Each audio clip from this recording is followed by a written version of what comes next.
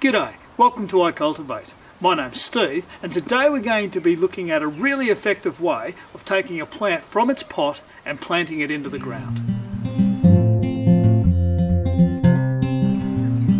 At the moment, we've got a bit of new landscaping going on around here, as you can see with the work that we've got going on.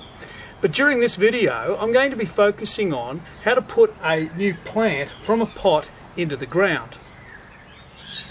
In this example, I'm working on the development of a Murraya hedge, and you can see that we've got a number of Murrayas here, a couple of them already in the ground.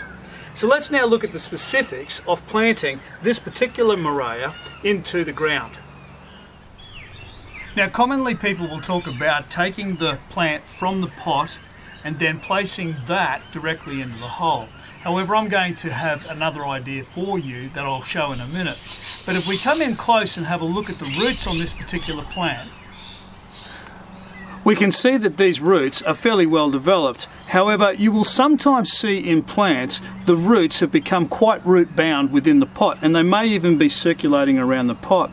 Now, often people will then suggest that you should be teasing out the roots, but unless you're seeing those roots circulating around the pot, I would strongly recommend not teasing them out.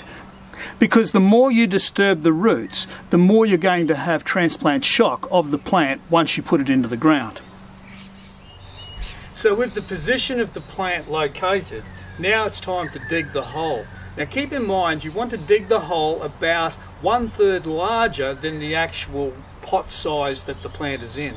That's about 1/3 deeper and also about 1/3 wider. So let's get this hole dug.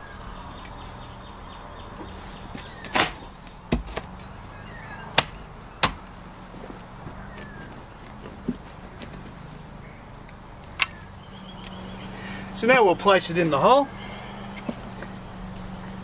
and you can see that we're probably about 1/3 deeper and we're also wider. So let's now get this prepped in order to actually put our plant into the hole. I'm going to place some freshly dug soil into the bottom just to try and get that level right. Notice that I've still got the plant in the pot.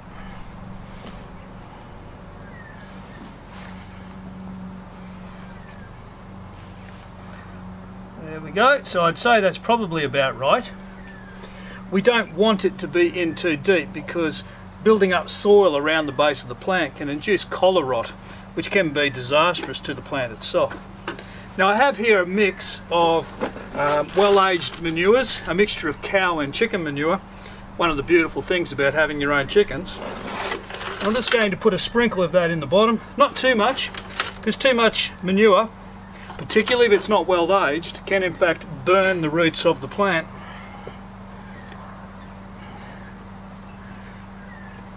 Just mixed it around a little bit, put my plant back in. Actually, I think that's probably still a little bit low, so I'll put a bit more in. That's probably better. And now here's one of the differences that I'd recommend. Don't take the plant out of the pot. What I would recommend you doing now is actually fill in around the pot. Bed down that soil. And now, with the soil bedded down around it, remove the plant from the hole.